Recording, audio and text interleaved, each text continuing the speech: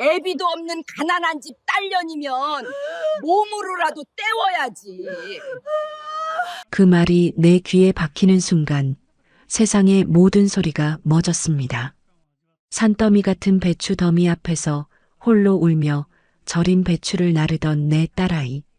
그 야윈 어깨 너머로 팔짱을 낀 채 비웃음을 흘리던 사돈의 얼굴과 지금 내뱉은 저 모진 말이 하나의 그림처럼 머릿속에 각인되었습니다. 이 비현실적인 광경에 오히려 머릿속이 하얘지며 아무런 생각도 들지 않았습니다.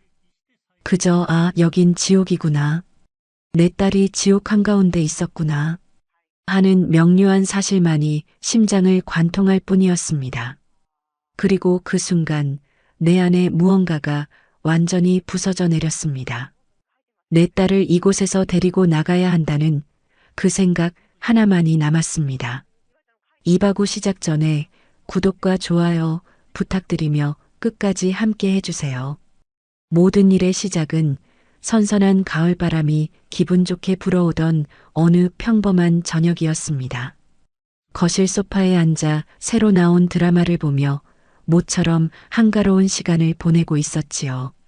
곧 태어날 손주를 위해 떠놓았던 앙증맞은 털신을 만지작거리며 금쪽 같은 내 딸 지연이의 얼굴을 떠올렸습니다. 배가 남산만해져서 뒤뚱뒤뚱 걷는 모습이 눈에 선해 절로 웃음이 났습니다. 결혼 전에는 저렇게 순하고 여리기만 한 애가 어떻게 시집살이를 할까 밤잠을 설치며 걱정했던 날들이 무색하게도 지연이는 씩씩하게 잘 해내고 있었습니다. 물론 가끔 전화기 너머로 들려오는 딸의 목소리에 그늘이 느껴질 때면 가슴이 철렁 내려앉기도 했지만요. 그때였습니다. 평화롭던 저녁의 정적을 깨고 날카로운 벨소리가 울렸습니다. 화면에 뜬 내 사랑 지연이라는 이름에 반가운 마음이 앞섰습니다. 오늘은 컨디션이 좀 괜찮은가? 밥은 잘 챙겨 먹었을까? 늘 같은 질문을 떠올리며 웃음기 어린 목소리로 전화를 받았습니다. 어이구, 우리 딸. 이 시간에 웬일이야? 엄마 보고 싶었어? 하지만 수화기 너머에서는 아무런 대답도 들려오지 않았습니다. 대신 끄하고 억지로 울음을 참아내는 소리가 심장을 후벼 팠습니다. 자식 가진 부모는 압니다. 목소리만 들어도, 아니, 숨소리만 들어도 내 자식에게 무슨 일이 생겼다는 것을요. 방금까지의 평온함은 온데간데 없이 사라지고 온몸의 피가 차갑게 식는 기분이었습니다. 저는 애써 아무렇지 않은 척 다정한 목소리를 만들어냈습니다. 지연아, 왜 그래? 무슨 일 있어? 응? 어디 아픈 거야? 한참이나 흐느끼던 딸이 겨우 입을 열었습니다. 갈라지고 떨리는 그 목소리는 제 가슴에 비수가 되어 박혔습니다. 엄마 나 어떻게 엄마. 무슨 일인데 그래 말을 해봐. 우리 딸. 어머님이 방금 전화하셨는데 주말에 김장을 하자고. 김장. 저는 제 귀를 의심했습니다. 아니, 다달이 용돈 챙겨드리는 것도 모자라 올해는 힘드시다고 김치까지 다 사서 보내드렸는데 이 시기에 무슨 김장이란 말입니까? 제가 아는 사돈은 손 하나 까딱하는 것도 싫어하는 사람이었습니다. 김장? 그 집 김장 안 한다고 하지 않았니? 갑자기 무슨 김장이래? 올해 배추가 아주 좋다고 딱 1000포기만 하신대. 1000포기. 그 말을 듣는 순간 눈앞이 캄캄해지면서 숨이 턱 막혔습니다. 이건 해도 너무하지 않습니까? 멀쩡한 사람도 1000포기 김장 앞에서는 기절초풍할 판인데 하물며 당장 내일 모레 아기가 나와도 이상하지 않을 만삭의 임산부에게 할 소리입니까? 피가 머리끝까지 솟구쳐 올라 저도 모르게 소리를 질렀습니다. 뭐? 1000포기? 그 노인네가 지금 제정신이야? 미쳤어, 정말. 너 당장 못한다고 했어야지. 내 몸이 어떤 상태인데 그걸 하겠다고. 제 분노에 놀란 듯 딸의 울음소리가 더 커졌습니다. 말씀드렸어. 몸이 너무 힘들어서 안 될 것 같다고. 그런데 요즘 애들은 나약해서 문제라고. 자기는 애 없고도 갓을 갈았다면서 말대꾸한다고. 흑. 기가 막혀서 말이 나오지 않았습니다. 사돈의 그 우아한 말투 뒤에 숨겨진 뱀 같은 속내를 저는 진작에 알아봤어야 했습니다. 결혼 전 상견례 자리에서부터 제 손을 잡고 어머님, 지연이 제가 친딸처럼 아끼겠습니다라며 웃던 그 얼굴 뒤에 이런 시커먼 마음이 숨겨져 있을 줄이야. 저는 분노로 떨리는 목소리를 간신히 가다듬고 마지막 희망을 걸고 물었습니다. 그래서 서방은, 김서방은 뭐라더냐? 그 인간이 양심이 있으면 당장 말렸어야 할 거 아니야. 하지만 딸의 대답은 제 마지막 희망마저 산산조각 냈습니다. 전화기 너머로 길게 이어진 침묵. 그것만으로도 저는 모든 것을 알 수 있었습니다. 역시나 그 반반한 얼굴값도 못하는 속 빈 강정 같은 놈. 처음부터 마음에 들지 않았습니다. 번지르르한 말만 늘어놓을 줄 알았지. 정작 자기 아내 하나 지켜줄 줏대도 없는 위인이라는 것을 어렴풋이 짐작은 했지만 이 정도일 줄은 몰랐습니다. 자기가 옆에서 많이 도와주겠다고 엄마가 하시는 거니까 어쩔 수 없지 않냐고. 원래 우리 집은 김장을 동네 잔치처럼 크게 한다고. 저는 그만 이성의 끈을 놓아버릴 뻔했습니다. 도와주긴 뭘 도와줘. 자기 엄마 성질 뻔히 알면서 결국 모든 굳은 일은 내 딸이 다 하게 될 것을 모르쇠로 일관하는 그 비겁함에 치가 떨렸습니다. 당장이라도 그 집으로 달려가 모자의 머리채를 잡고 흔들고 싶은 심정이었습니다. 내가 이 딸을 어떻게 키웠는데. 남편 없이 홀로 딸 하나만 바라보며 남들에게 애비 없는 자식이라는 소리 듣게 하지 않으려고 쓴물 단물 다 삼키며 악착같이 살아온 세월이었습니다. 그런 내 딸이 고작 저런 함량 미달의 인간들 속에서 눈물 흘리고 있다는 사실이 제 심장을 갈기갈기 찢어놓았습니다. 하지만 저는 엄마였습니다. 전화기 너머로 서럽게 울고 있는 딸을 먼저 다독여야 했습니다. 제가 여기서 무너지면 제 딸은 기댈 곳 하나 없이 완전히 무너져 내릴 테니까요. 저는 목구멍까지 차오른 욕설과 눈물을 억지로 삼키며 세상에서 가장 다정한 목소리를 만들어냈습니다. 지연아, 내 딸 울지 마, 아가. 너무 걱정하지 마라. 사돈 어른도 생각이 있으시겠지. 설마 아무리 그래도 만삭의 며느리를 혼자 일 시키시겠어. 분명 다른 사람들도 부르고 다 같이 하자는 뜻일 거야. 그러니 너무 마음 쓰지 말고 일단 푹 쉬어. 알았지? 그것은 딸을 향한 위로이기도 했지만 신락 같은 희망을 붙잡으려는 저 자신을 향한 주문이기도 했습니다. 제발 그러기를, 사람이면 최소한의 도리는 지키기를 간절히 바랐습니다. 딸을 겨우 달래 전화를 끊고 나서 저는 그 자리에 한참을 주저앉아 있었습니다. 자식은 가슴으로 낳아 심장으로 기른다는 말이 있습니다. 그 말이 무슨 뜻인지 저는 그날 밤 뼈저리게 실감했습니다. 딸아이의 울음소리가 귓가에서 떠나지 않아 심장이 쿵쿵 내려앉는 것 같아 잠을 이룰 수가 없었습니다. 두꺼운 이불을 목까지 끌어당겨 덮어봐도 한겨울 외풍처럼 스며드는 불안은 막을 길이 없었습니다. 침대에 누워 눈을 감으면 만삭의 배를 부여잡고 눈물 흘리던 내 딸의 모습이 어른거렸고 눈을 뜨면 천장이 내려앉는 듯한 답답함에 숨이 막혔습니다.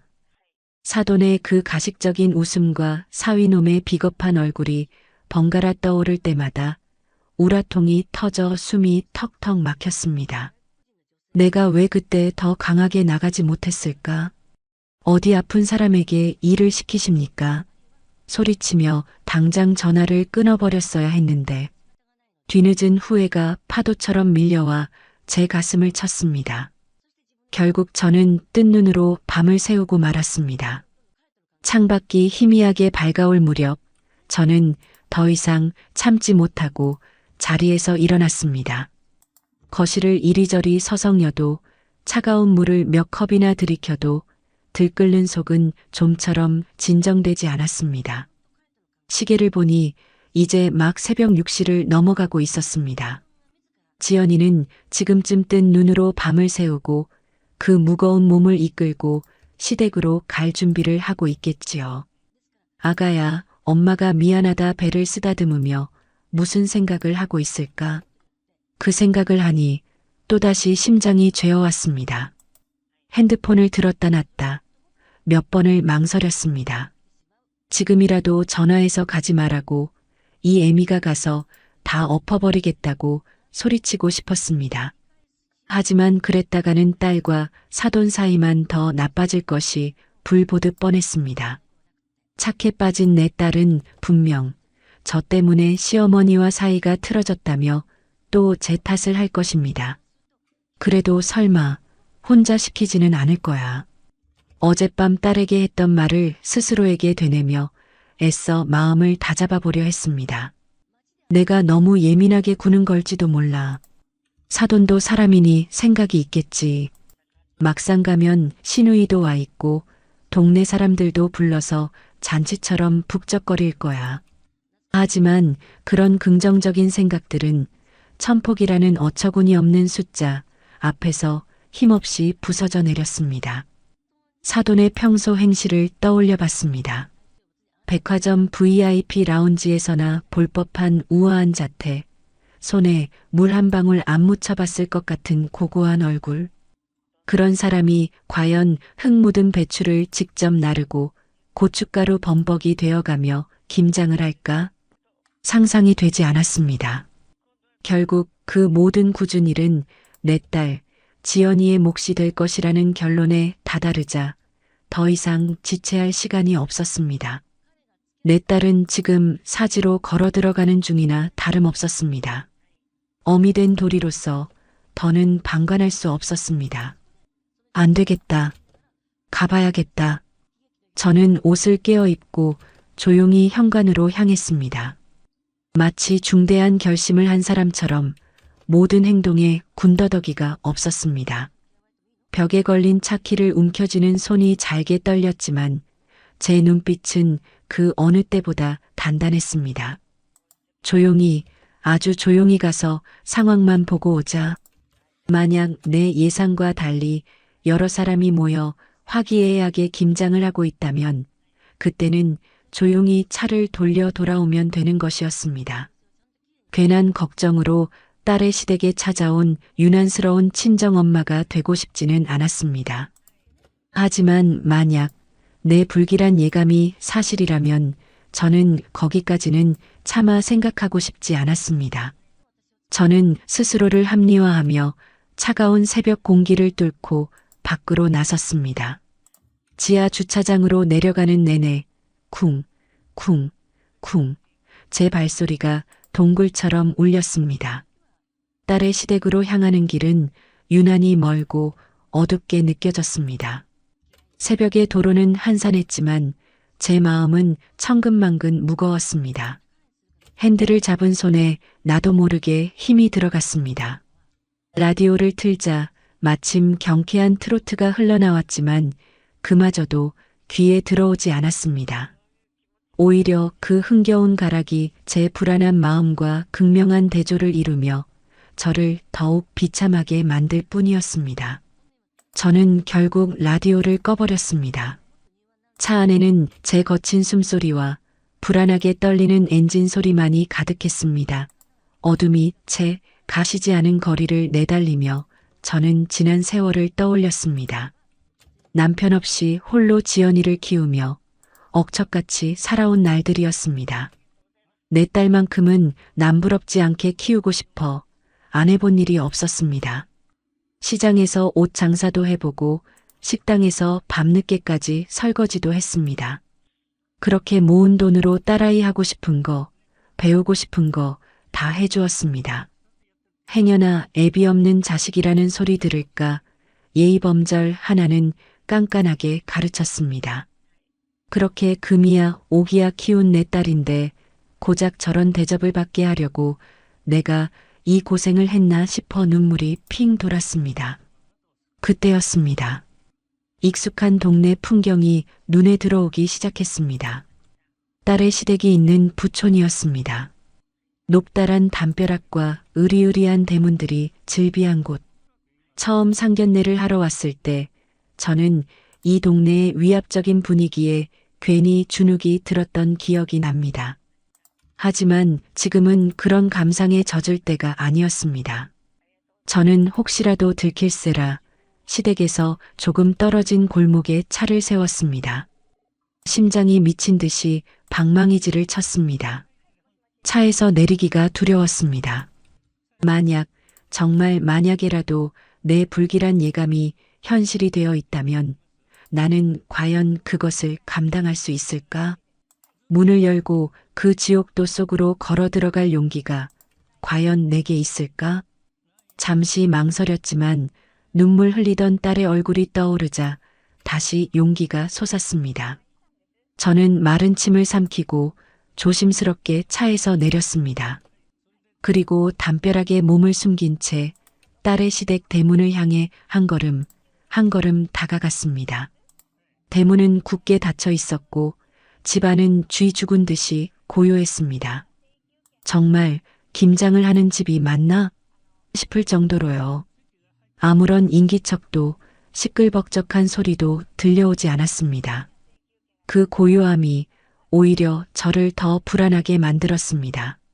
저는 대문 옆 정원수가 무성하게 자란 담벼락 쪽으로 이동했습니다. 나뭇가지 사이로 집 앞마당이 희미하게 보였습니다. 제발, 제발 아무 일도 없게 해주세요. 저는 속으로 수없이 되뇌며 까치발을 들고 나뭇가지 사이로 눈을 가져갔습니다. 그리고 다음 순간 내 눈앞에 펼쳐진 광경은 현실이 아니었습니다. 그것은 분명 지독한 악몽의 한 장면이었습니다. 넓디 넓은 마당 한가운데 마치 거대한 무덤처럼 쌓여있는 절인 배추 더미, 그리고 그 앞에서 금방이라도 쓰러질 듯 위태롭게 홀로 서서 배추를 나르고 있는 내 딸, 지연이의 모습. 딸의 얼굴은 눈물과 땀으로 범벅이 되어 분간조차 어려웠고 터질 듯한 배를 부여잡은 채 힘겹게 내딛는 한 걸음 한 걸음은 금방이라도 부러질 듯 위태로워 보였습니다. 그 와중에도 딸은 행여나 뱃속의 아이에게 무리가 갈까 배를 감싸 안은 채 허리를 제대로 펴지도 못하고 있었습니다. 그리고 그 지옥 같은 풍경의 정점은 따뜻한 툇마루에 앉아 유유히 차를 마시며 그 모든 것을 지켜보고 있는 사돈의 모습이었습니다. 그녀는 마치 재미있는 연극이라도 관람하듯 입가에 비릿한 미소까지 머금고 있었습니다. 그 순간 제 머릿속에서 무언가 툭 하고 끊어지는 소리가 났습니다. 이성과 합리, 체면과 염치, 그딴 것들이 들어설 자리는 더 이상 없었습니다. 저는 나뭇가지를 붙잡고 있던 손을 놓고 굳게 닫힌 대문을 향해 달려갔습니다. 미친 사람처럼 대문을 두드렸습니다. 쿵, 쿵, 쿵. 제 주먹이 부서져라 철문을 내리쳤습니다. 문 열어. 이봐요, 사부인. 문 열라고요. 당장. 제 고함 소리에 놀란 듯 마당 안의 움직임이 멈췄습니다. 딸이 휘청거리며 이쪽을 돌아보는 것이 보였습니다. 엄마 하는 듯한 딸의 놀란 얼굴은 이내 당혹감과 두려움으로 물들었습니다. 사돈 역시 찻잔을 내려놓고 불쾌한 표정으로 대문 쪽을 쳐다보았습니다. 잠시 후 가정부가 나와 조심스럽게 대문을 열었습니다. 문이 열리자마자 저는 가정부를 밀치고 마당 안으로 뛰어들어갔습니다. 그리고 망설임 없이 딸에게로 달려갔습니다. 지연아, 내 새끼, 너 이게 무슨 꼴이야. 일어나 어서. 제 목소리에 딸은 그 자리에 주저앉아 버렸습니다. 그리고는 참아왔던 모든 설움을 토해내듯 아이처럼 목 놓아 울기 시작했습니다. 마치 제가 오기만을 기다렸다는 듯이요. 저는 딸을 부축해 일으키며 그 연약한 어깨를 감싸 안았습니다. 제 품에 안긴 딸의 몸은 불덩이처럼 뜨거웠고 가늘게 떨리고 있었습니다. 그 떨림이 제게로 고스란히 전해져 저는 온몸의 피가 거꾸로 솟는 것을 느꼈습니다. 저는 불타는 눈으로 툇마루에서 내려와 어정쩡하게 서 있는 사돈을 노려보았습니다. 사돈은 그제야 무거운 몸을 일으켜 제게로 다가왔습니다. 그리고는 마치 불청객을 쫓아내려는 듯 차갑고 오만한 목소리로 말했습니다. 아니, 사부인. 지금 이게 무슨 무례한 행동이세요? 연락도 없이 남의 집에 들이닥치고 어디서 배운 예의범절이 이 모양이세요? 저는 기가 막혀 헛웃음이 나왔습니다. 무례, 지금 저 상황을 보고도 무례라는 말이 나온단 말입니까? 저는 딸을 제 등 뒤로 숨기며 한 걸음 앞으로 나섰습니다. 마치 어미 닭이 병아리를 지키려는 듯이요. 무례, 지금 무례라고 했습니까? 당신 눈에는 이 꼴이 안 보여요? 이게 지금 사람의 탈을 쓰고 할 짓입니까? 곧 애 낳을 만삭의 며느리에게 천포기 김장을 시켜요? 당신 제정신이야 아니야. 제 고함에 사돈의 얼굴이 흉하게 일그러졌습니다. 하지만 그녀는 조금도 물러서지 않았습니다. 오히려 저를 위아래로 훑어보며 벌레 보듯 쯧쯧 혀를 찼습니다. 어머, 사부인. 목소리 좀 낮추시죠. 없는 집사람이라 그런지 교양도 없고 목소리만 크시네. 그리고 이게 뭐 그리 대단한 일이라고 유난이세요? 며느리가 시댁 김장 돕는 게 당연한 거지. 임신한 게 벼슬이에요? 나 때는 애둘 없고도 밭을 갈았어요. 요즘 것들은 나약해서 문제라니까. 남들 다 하는 김장. 나 때는. 저는 그 말에 이성의 마지막 끈이 끊어지는 것을 느꼈습니다. 남들, 어떤 미친 인간이 만삭 며느리 혼자 천포기 김장을 시킵니까? 나 때, 지금이 어느 시대인데 나 때 타령이야. 당신 딸이었어도 이랬을 거야. 당신 눈에 넣어도 안 아플 귀한 딸이었어도 이 추운 날 마당에서 혼자 이 고생을 시켰을 거냐고 묻잖아. 제 말이 아픈 곳을 찔렀는지 사돈의 눈빛이 순간 날카롭게 빛났습니다. 그리고 다음 순간 그녀의 입에서 제 평생 잊을 수 없는 제 가슴에 대못을 박는 말이 튀어나왔습니다.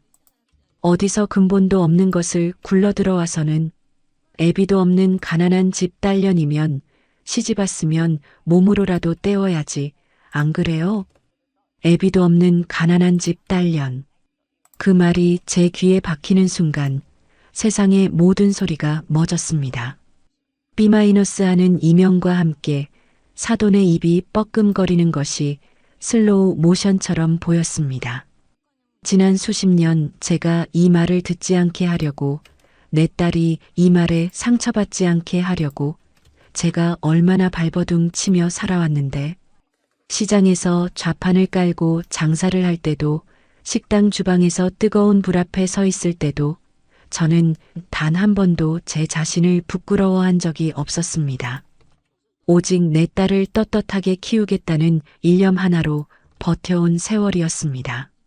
그런데 제가 지키고 싶었던 모든 것이 저 여자의 그 더러운 입에서 나오는 순간 산산조각이 났습니다. 마치 온몸에 피가 빠져나가는 듯 손끝이 차갑게 식었습니다. 그러나 그것도 잠시, 이내 심장이 터질 듯이 뜨거워지기 시작했습니다. 이것은 분노가 아니었습니다. 그것을 넘어선 어떤 서늘한 결심이었습니다. 저는 더 이상 아무런 말도 하지 않았습니다. 아니, 할 필요가 없었습니다. 저런 인간에게는 어떤 말도 통하지 않는다는 것을 깨달았기 때문입니다. 저는 조용히 제 딸의 손을 잡았습니다. 그리고 굳은 목소리로 말했습니다. 가자, 지연아. 이런 곳에 더 이상 있을 필요 없어. 딸은 아무 말 없이 저를 따라 일어섰습니다. 사돈이 당황한 듯 제 앞을 막아섰습니다. 지금 뭐 하는 짓이에요? 어딜 가? 김장 아직 반도 못했어. 이거 다 해놓고 가야지. 저는 제 앞을 막는 사돈의 손을 거칠게 뿌리쳤습니다. 그리고 제 평생 단 한 번도 내보지 않았던 차갑고 경멸적인 목소리로 말했습니다. 김정, 당신이나 실컷 해. 아니, 이 많은 걸 혼자 어떻게 다 해. 당신 남편이랑 아들놈 불러서 같이 해. 그리고 오늘부로 당신과 우리는 끝이야. 다시는 내 딸 앞에, 내 손주 앞에 나타나지 마. 알아들었어? 마침 그때 집안에서 어슬렁거리며 나오던 사위놈과 눈이 마주쳤습니다. 그는 이 상황이 어리둥절한 듯 멍한 표정으로 저와 제 딸 그리고 자기 엄마를 번갈아 쳐다보고 있었습니다. 저는 그를 향해 나지막이 말했습니다. 김서방, 자네 엄마랑 오붓하게 김장 잘해봐. 저는 뒤도 돌아보지 않고 딸의 손을 잡고 그 지옥 같은 집을 걸어 나왔습니다. 대문 밖으로 나오자 차가운 새벽 공기가 폐부 깊숙이 들어왔습니다. 그제야 저는 제가 숨을 참고 있었다는 것을 깨달았습니다. 딸과 함께 차에 오르고 시동을 걸고 그 동네를 완전히 벗어날 때까지 우리는 아무런 말도 하지 않았습니다. 집으로 돌아오는 내내 차 안에는 지독한 침묵만이 흘렀습니다. 저는 차마 딸의 얼굴을 정면으로 쳐다볼 수 없었고 딸 역시 창밖의 풍경만 멍하니 바라보고 있었습니다. 하지만 굳게 맞잡은 우리 두 사람의 손은 그 어떤 말보다도 더 많은 것을 이야기하고 있었습니다. 서로의 떨림을 통해 서로의 아픔을 고스란히 느끼고 있었으니까요. 집에 도착하자마자 딸은 긴장이 풀린 탓인지 그 자리에 주저앉을 뻔했습니다. 저는 급히 딸을 부축해 소파에 눕혔습니다. 지연이의 얼굴은 백지장처럼 하얗게 질려 있었고 입술은 파르르 떨리고 있었습니다. 그 꼴을 보니 시댁 마당에서 느꼈던 분노가 다시금 치밀어 올랐지만 저는 애써 억눌렀습니다. 지금은 분노보다 내 딸을 안정시키는 것이 먼저였습니다. 저는 곧장 따뜻한 물에 수건을 적셔 딸의 땀으로 젖은 얼굴과 손을 닦아주었습니다. 지연아, 괜찮아. 이제 다 괜찮아. 엄마가 있잖아. 응. 아무 걱정하지 마. 제 목소리에 딸은 다쳤던 눈을 힘겹게 떴습니다. 그리고는 텅 빈 눈으로 저를 바라보며 갈라진 목소리로 물었습니다. 엄마 나 이제 어떡해? 그 사람이랑 이제 어떻게 살아? 그 한마디에 저는 또다시 가슴이 무너져 내렸습니다. 사돈에게 모욕을 당했을 때도 꾹 참았던 눈물이 딸의 그 처절한 물음 앞에서 터져 나오고 말았습니다. 저는 딸의 손을 부여잡고 함께 울었습니다. 그동안 얼마나 힘들었을까, 얼마나 외로웠을까. 그 마음을 진작 헤아려 주지 못한 제 자신이 원망스러웠습니다. 괜찮다. 시댁 가면 다들 잘해주실 거다라며 딸을 떠밀었던 과거의 제 모습이 떠올라 스스로의 뺨이라도 때리고 싶은 심정이었습니다. 한참을 울고 나자 딸은 지쳤는지 제 무릎을 베고 스르르 잠이 들었습니다. 새근새근 잠든 딸의 얼굴을 보니 갓난아기 때의 모습이 떠올랐습니다. 세상에서 가장 예쁘고 귀했던 내 아기. 그 얼굴 위로 오늘 겪었을 끔찍한 일들이 겹쳐 보였습니다. 저는 딸의 이마에 흐트러진 머리카락을 조용히 쓸어 넘겨주었습니다. 그리고 결심했습니다. 더 이상은 내 딸이 눈물 흘리게 두지 않겠다고. 내 딸을 그리고 내 손주를 짓밟으려 한 그들에게 자신들이 무슨 짓을 저질렀는지 뼈저리게 느끼게 해주겠다고 말입니다. 분노는 슬픔을 먹고 자라 어느새 차갑고 단단한 결심이 되어 제 마음속에 자리 잡았습니다. 그것은 단순한 감정의 폭발이 아니었습니다. 오히려 머리는 차갑게 식었고 심장은 뜨겁게 타올랐습니다. 어떻게 해야 가장 고통스럽게, 가장 처절하게 그들을 무너뜨릴 수 있을까? 제 머릿속은 오직 그 생각뿐이었습니다.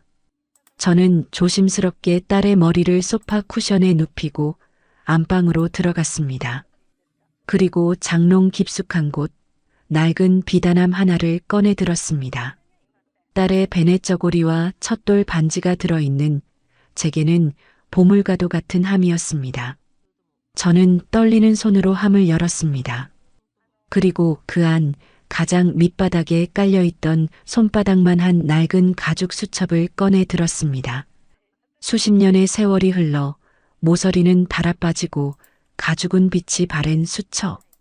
이것은 제가 내 딸 지연이를 위해 그리고 제 자신을 위해 봉인해 두었던 과거였습니다. 이 수첩을 다시 꺼내게 될 날이 오리라고는 단 한 번도 상상해 본 적이 없었습니다. 저는 이것을 제 인생의 가장 깊은 곳에 묻어두고 평생 외면하며 살고 싶었습니다. 수첩을 여는 손이 미세하게 떨렸습니다. 이것을 여는 순간 다시는 예전으로 돌아갈 수 없다는 것을 알았기 때문입니다. 제가 그토록 지키고 싶었던 내 딸의 평범하고 소박한 행복이 산산조각 날 수도 있다는 것을요. 과연 이것이 옳은 선택일까? 잠시 망설였습니다. 복수는 또 다른 복수를 낳을 뿐이라고 누군가는 말했습니다. 하지만 이내 사돈의 그 경멸에 찬 눈빛과 애비 없는 연이라던 악독한 목소리가 귓가에 울렸습니다. 망설임은 순식간에 사라지고 그 자리에 서늘한 분노가 차올랐습니다. 그래, 평범한 행복은 이미 저들에 의해 깨져버렸다. 그렇다면 나도 더 이상 망설일 이유가 없었다. 이것은 복수가 아니었다. 내 딸을 지키기 위한 전쟁이었다. 저는 수첩의 마지막 장을 펼쳤습니다. 그곳에는 단 하나의 이름과 전화번호가 적혀 있었습니다. 정태성 회장 비서실. 지연이의 친아버지이자 제가 단 한 번 사랑했던 남자, 그리고 지금은 국내 굴지의 그룹을 이끄는 회장이 된 사람. 저는 그와 헤어진 이후 단 한 번도 그에게 연락한 적이 없었습니다. 그의 도움 없이 오직 내 힘으로 딸을 훌륭하게 키워내고 싶었기 때문입니다. 그의 거대한 그림자 속에서 벗어나 온전히 내 딸과 나만의 삶을 살고 싶었습니다. 하지만 지금은 그의 힘이 필요했습니다. 내 딸을 짓밟은 자들에게 감히 건드려서는 안 될 사람을 건드렸다는 것을 알려주기 위해서 말입니다. 저는 떨리는 손으로 전화번호를 눌렀습니다. 신호음이 몇 번 울리고 이내 침착하고 정중한 남자의 목소리가 들려왔습니다. 정태성 회장님 비서실입니다. 저는 마른 침을 한번 삼키고 최대한 차분한 목소리로 말했습니다. 목소리가 떨리지 않도록 배에 힘을 꽉 주었습니다. 저 강선영이라고 합니다. 오래전 회장님을 배웠던 사람입니다. 수화기 너머의 비서는 잠시 말이 없었습니다. 전산 기록을 확인하는 듯 잠시 타자 소리가 들렸습니다.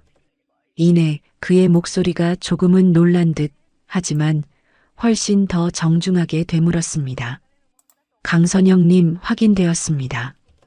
회장님께서 지금 이사회 주재 중이십니다만 잠시만 기다려 주시겠습니까?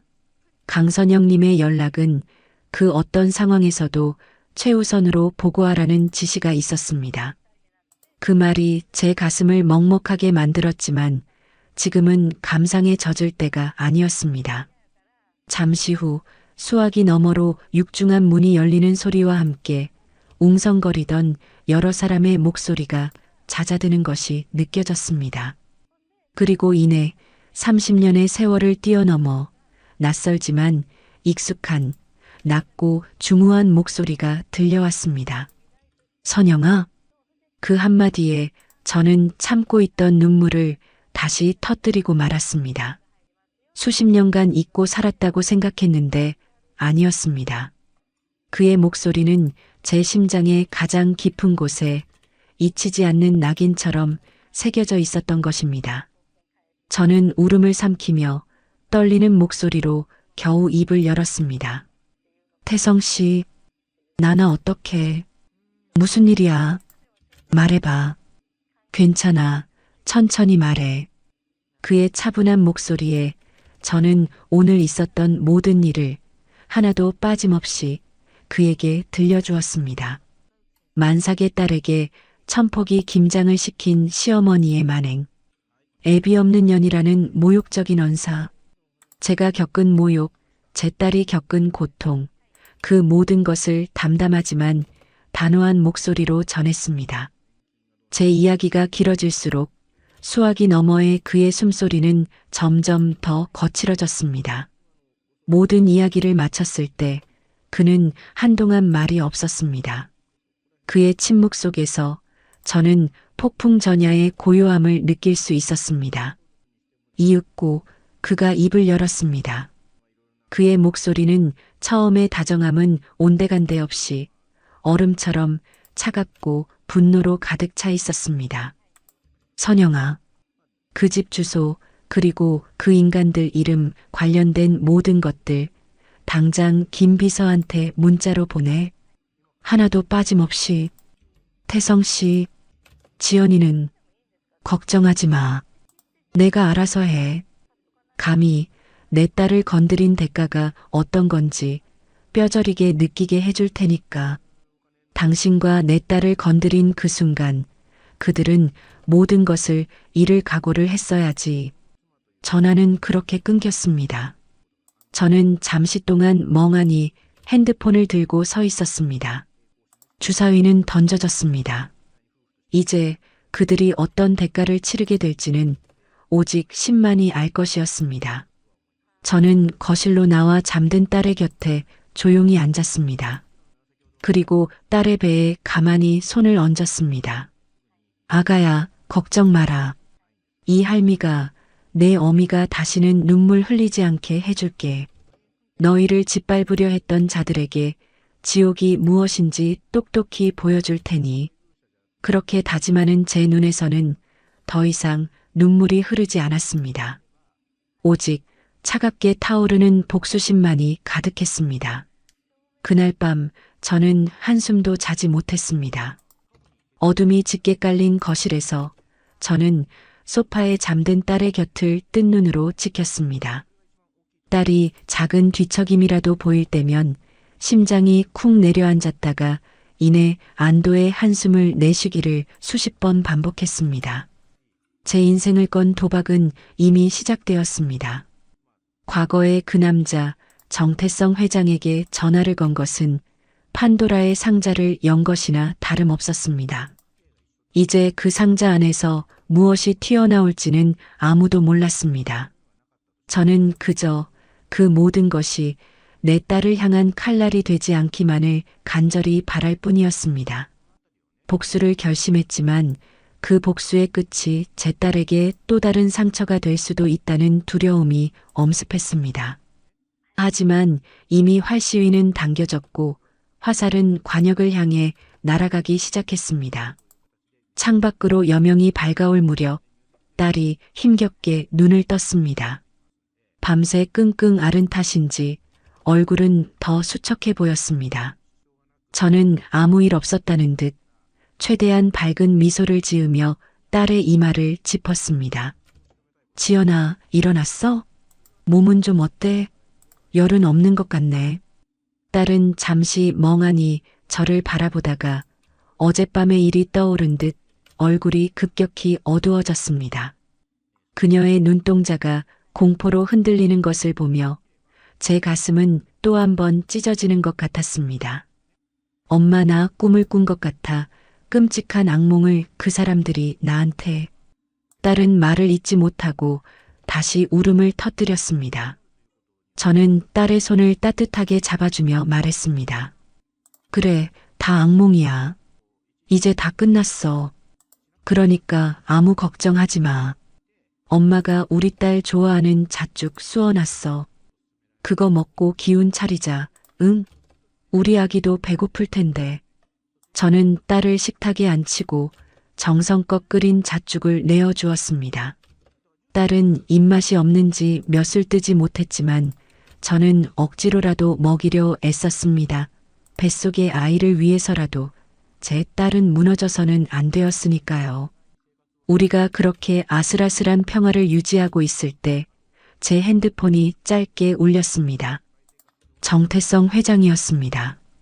다 정리했다는 짧고 간결한 문자였습니다.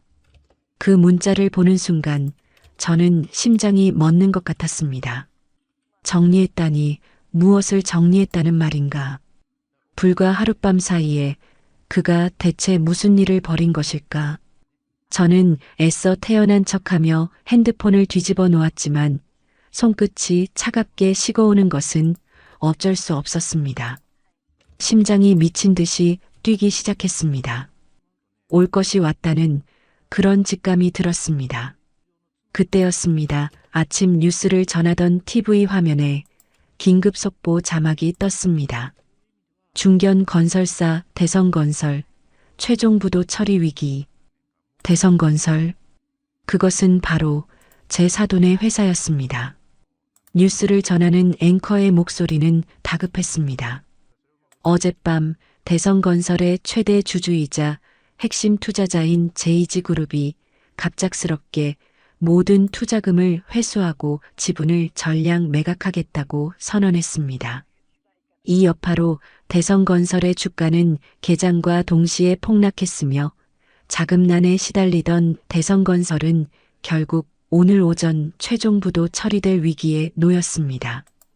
업계에서는 JG그룹의 이러한 이례적인 결정에 대해 여러 추측이 난무하고 있습니다. JG그룹. 바로 정태성 회장의 회사였습니다. 저는 저도 모르게 마른 침을 삼켰습니다. 이것이 그가 말한 정리의 시작이었습니다.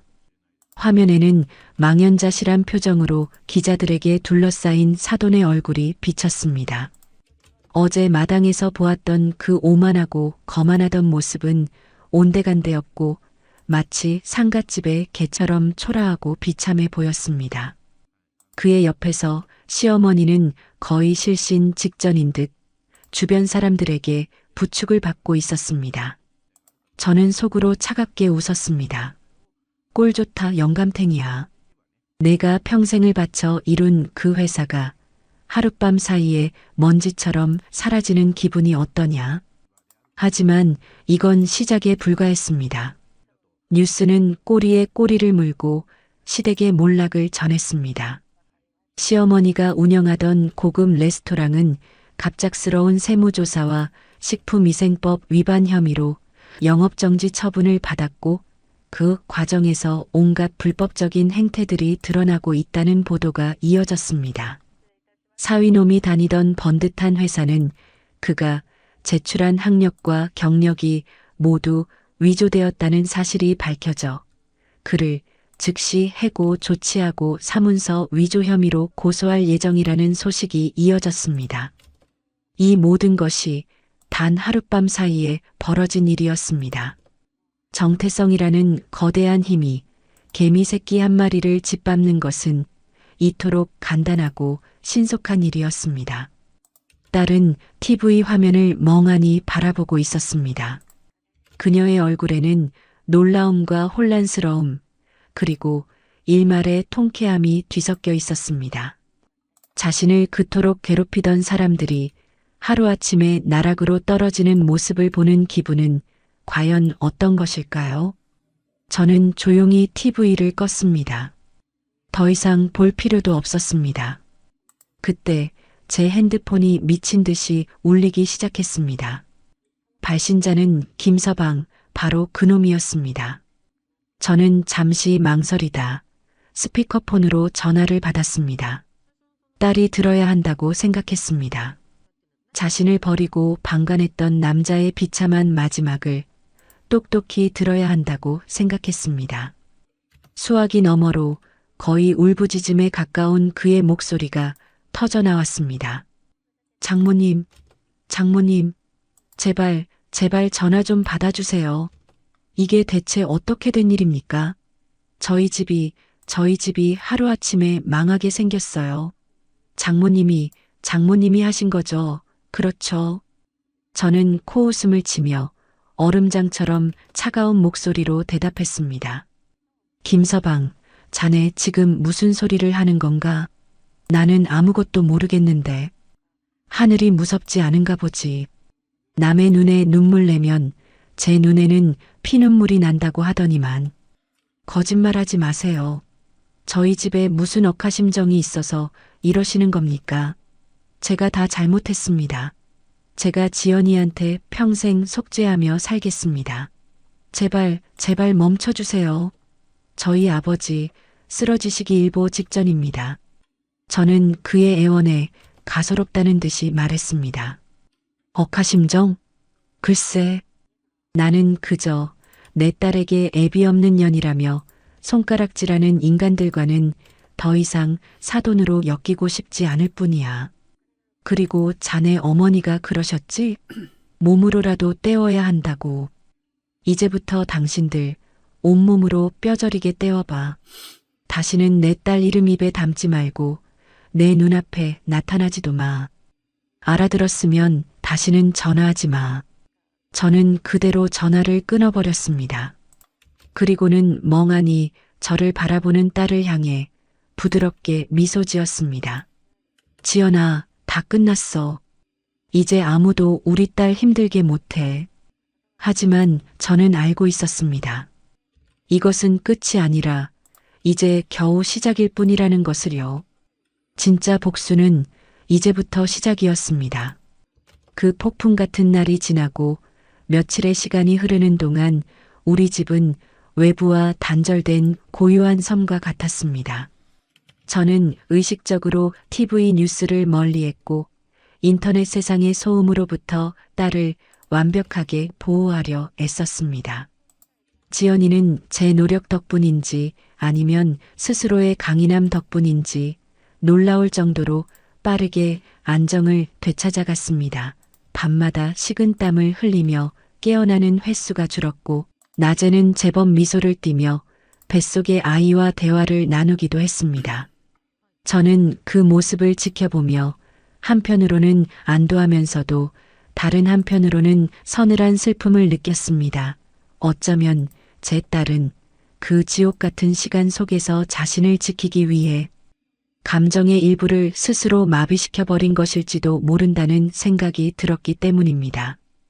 그러던 어느 날 오후 창밖으로 장대비가 쏟아지던 날이었습니다. 저와 지연이는 거실 소파에 나란히 앉아 갓 태어날 아기를 위한 흑백 모비를 만들고 있었습니다. 조용한 클래식 음악이 흐르고 빗소리가 창문을 두드리는 평화로운 시간이었습니다. 바로 그때 그 평화를 깨뜨리는 날카로운 인터폰 벨 소리가 울렸습니다. 지연이의 손이 순간 멈칫하는 것을 보며 제 심장도 함께 덜컥 내려앉았습니다. 저는 아무렇지 않은 척 엄마가 보고 올게 하며 자리에서 일어났습니다. 인터폰 화면을 켠 순간 저는 제 눈을 의심했습니다. 화면 속에는 며칠 사이에 폭삭 늙어버린 사돈 내외와 넋이 나간 사람처럼 퀭한 눈으로 서 있는 김서방의 모습이 보였습니다. 그들은 쏟아지는 비를 고스란히 맞으며 마치 길 잃은 유령처럼 처참한 몰골로 서 있었습니다. 한때 세상을 호령할 듯 기세등등하던 그들의 모습은 온데간데 없었습니다. 인터폰 너머로 그들의 애처롭고 절박한 목소리가 빗소리에 섞여 들려왔습니다. 사부인, 제발 문 좀 열어주시오. 우리가 다 잘못했소. 장모님, 제발요. 지연이 얼굴만이라도 보게 해주세요. 제가 무릎이라도 꿇겠습니다. 네. 딸은 그들의 목소리를 듣자마자 몸을 딱딱하게 굳혔습니다. 손에 들고 있던 모비를 떨어뜨리는 것도 모른 채 그저 인터폰 화면만 뚫어져라 쳐다보고 있었습니다. 그녀의 눈동자 속에서 과거의 상처와 현재의 분노가 소용돌이치는 것이 보였습니다. 저는 조용히 일어나 딸의 어깨를 감싸 안았습니다. 제 손바닥을 통해 딸의 가냘픈 떨림이 고스란히 전해져 왔습니다. 괜찮아, 지연아. 엄마가 처리할게. 넌 여기 가만히 있어. 저런 추한 꼴 더는 보지 않아도 돼. 저는 인터폰의 통화 버튼을 눌렀습니다. 그리고는 제 안의 모든 감정을 지운 무미건조한 목소리로 말했습니다. 여긴 어떻게 알고 찾아왔죠? 다시는 눈앞에 나타나지 말라고 했을 텐데요. 사람 말귀를 못 알아들으시나? 제 목소리에 시어머니가 거의 울부짖듯 소리쳤습니다. 사부인, 우리가 다 잘못했소. 내가 이 늙은이가 죽을 죄를 지었어. 제발, 제발 우리 좀 살려주시오. 집도 넘어가고 길거리에 나앉게 생겼단 말이오. 평생 모은 재산이 하루아침에 휴지 조각이 됐어. 우리 며느리, 우리 지연이 얼굴 보고 용서를 빌게 해주시오. 저는 코웃음을 쳤습니다. 며느리? 이제 와서 며느리라니. 애비 없는 년이라며 온갖 모욕을 줄 때는 언제고 이제 와서 며느리라니 가소롭기 짝이 없었습니다. 자신들이 가진 것을 모두 잃고 나서야 자신들이 짓밟았던 존재를 찾는 그 이기심에 구역질이 났습니다. 당신들 입에서 나올 이름이 아니야. 내 딸 이름 더럽히지 마. 그리고 당신들 재산이 휴지 조각이 된 건 당신들이 자초한 일이지. 왜 나한테 와서 하소연이야? 장모님, 제가 무릎이라도 꿇겠습니다. 제발 지연이한테 제가 평생 속죄하며 살겠다고 전해주세요. 네, 장모님. 김서방의 목소리가 처절하게 울렸습니다. 그리고 다음 순간 그들은 정말로 인터폰 카메라 앞에서 질퍽한 빛 속에 무릎을 꿇었습니다. 한때는 세상을 다 가진 것처럼 거만하게 굴던 자들이 이제는 비에 젖은 생쥐꼴로 납작 엎드려 용서를 구하고 있었습니다.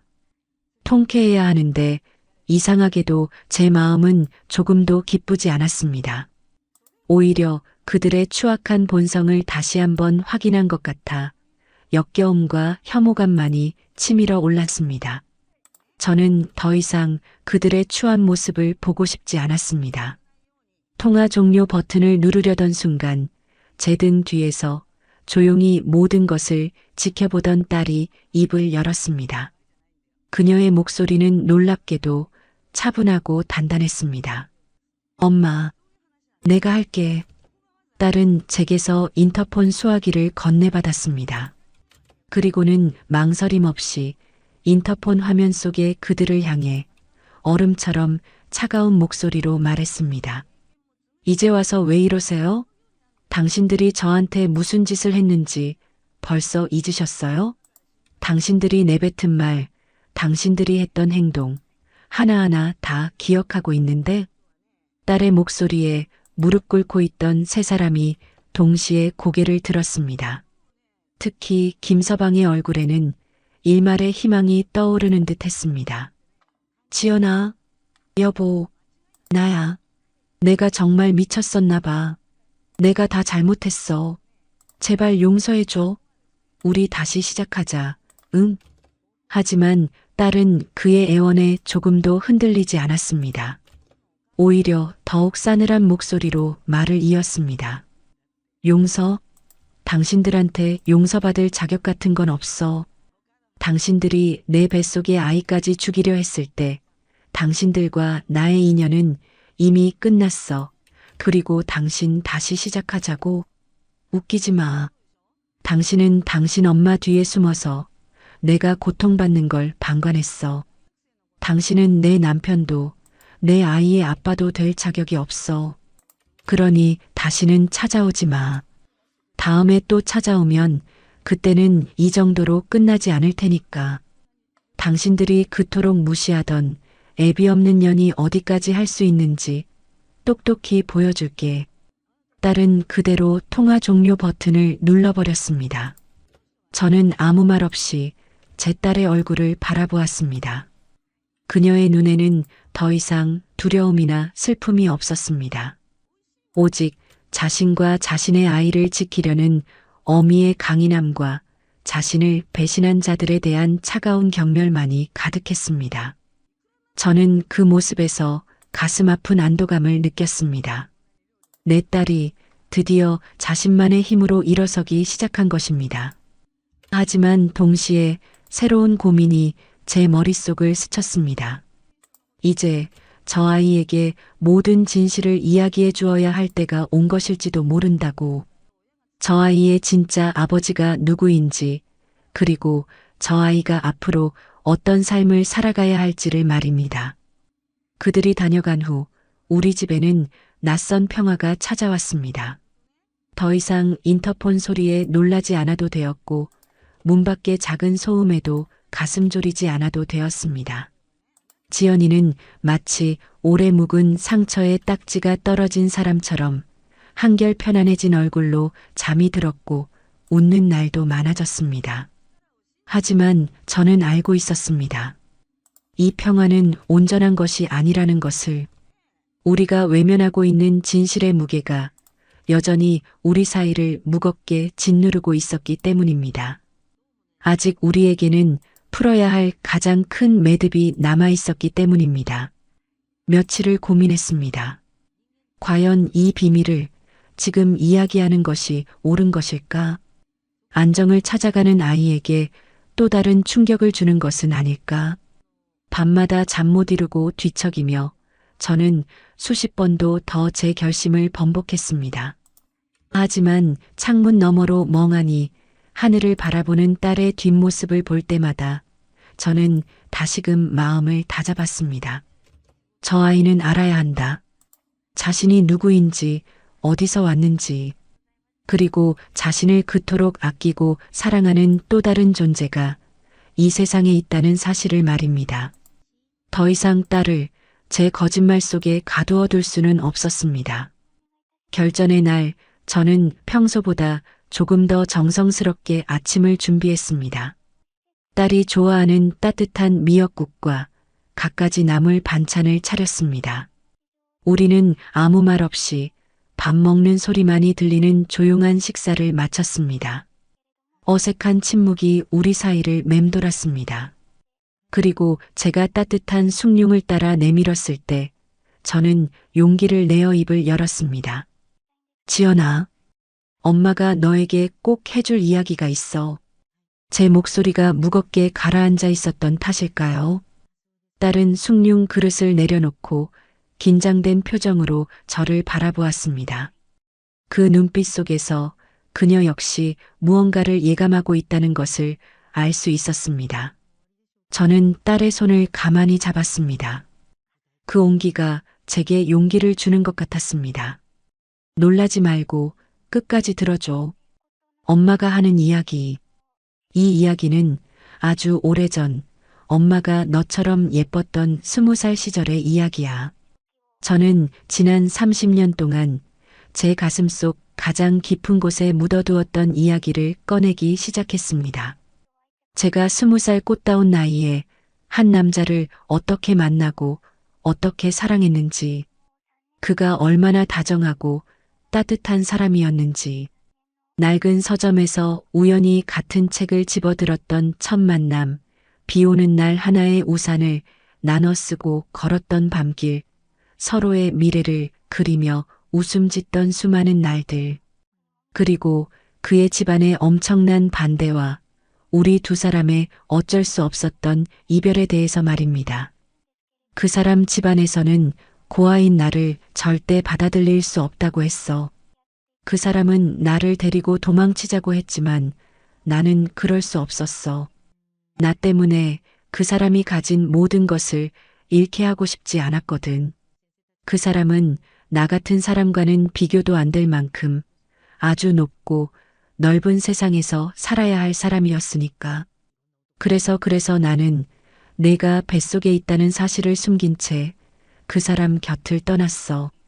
제 이야기가 이어지는 동안 딸의 눈동자는 심하게 흔들리고 있었습니다.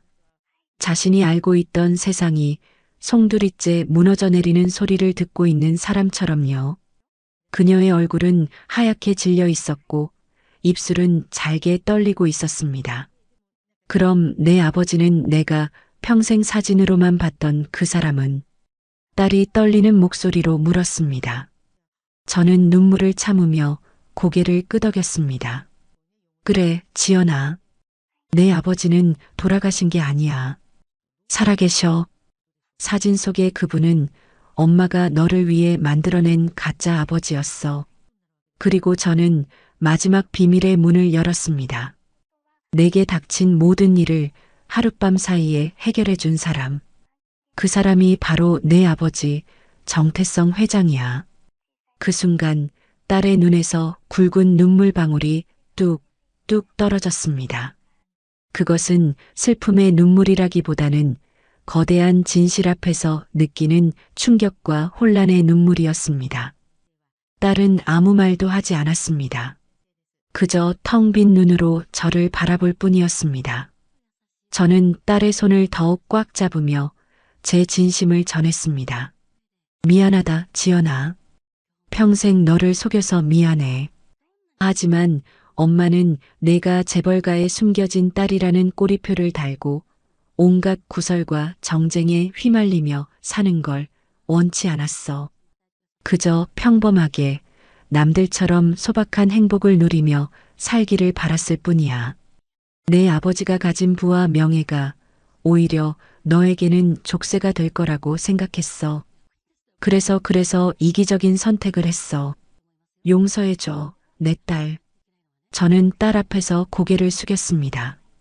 흐르는 눈물을 주체할 수가 없었습니다. 그때였습니다. 딸이 제 어깨를 가만히 감싸 안았습니다. 그리고는 제 귓가에 조용히 속삭였습니다. 아니야, 엄마. 엄마가 왜 미안해.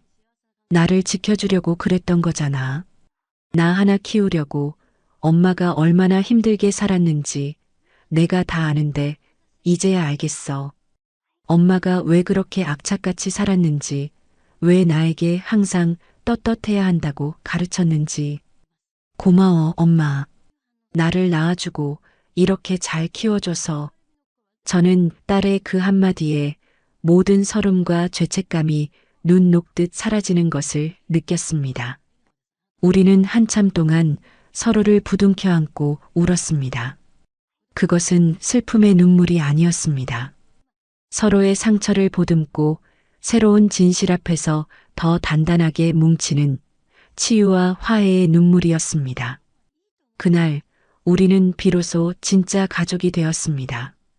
그리고 저는 이제 내 딸이 그리고 곧 태어날 내 손주가 더 넓은 세상에서 더 많은 사랑을 받으며 살아갈 수 있을 것이라는 희망을 품게 되었습니다.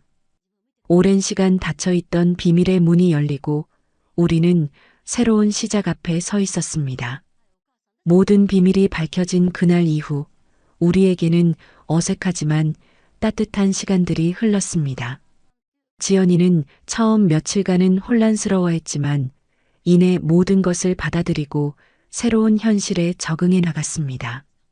정태성 회장, 아니, 이제는 지연이의 아버지가 된 그는 매일같이 우리 집으로 사람을 보내 딸에게 필요한 온갖 물건들을 보내왔습니다.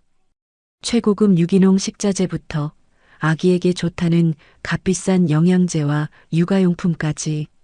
하지만 지연이는 그에게 딱 한 가지만을 부탁했습니다. 자신이 아이를 낳을 때까지는 직접 찾아오지 말아달라고. 아직은 아버지를 마주할 마음의 준비가 되지 않았다는 뜻이었습니다. 그는 딸의 뜻을 존중해 주었습니다. 그리고 운명의 그날, 예정일보다 조금 이르게 딸의 진통이 시작되었습니다. 저는 새벽부터 딸을 부축해 병원으로 향했습니다. 분만실로 들어가는 딸의 손을 잡으며 저는 몇 번이고 괜찮다고 잘할 수 있다고 다독여 주었습니다. 하지만 정작 두려움에 떨고 있는 것은 저 자신이었습니다. 수술실 앞을 서성이며 저는 수십 년 전 혼자서 지연이를 낳았던 그날을 떠올렸습니다. 아무도 곁에 없었던 그 외롭고 무서웠던 시간. 하지만 지금 내 딸은 혼자가 아니었습니다. 어느새 연락을 받았는지 병원 복도 저편에서 그가 정태성 회장이 달려오고 있었습니다. 그의 뒤로는 비서와 경호원들이 따르고 있었지만 그의 눈에는 오직 분만실문만이 보일 뿐이었습니다. 그는 제 앞에 서서 30년의 세월이 무색하게 떨리는 목소리로 물었습니다. 선영아, 지연이는 우리 딸은? 저는 말없이 고개를 끄덕였습니다. 그리고 우리는 그저 아무 말 없이 분만실 문만 바라보며 기적을 기다렸습니다. 얼마나 시간이 흘렀을까? 응애, 응애 하는 우렁찬 아기 울음소리와 함께 분만실 문이 열렸습니다. 간호사가 환하게 웃으며 말했습니다. 축하합니다. 건강한 왕자님입니다. 그 순간 저와 그는 동시에 서로를 바라보았습니다. 그리고 우리의 눈에서는 뜨거운 눈물이 흘러내렸습니다. 그것은 기쁨과 안도 그리고 감사함이 뒤섞인 세상에서 가장 행복한 눈물이었습니다. 잠시 후 우리는 병실에서 딸과 마주할 수 있었습니다. 지연이는 조금 지쳐 보였지만 더없이 행복한 얼굴로 아기를 품에 안고 있었습니다. 그리고 그녀의 곁에는 낯설지만 따뜻한 눈빛으로 아기와 딸을 번갈아 바라보는 한 남자가 그녀의 아버지가 서 있었습니다.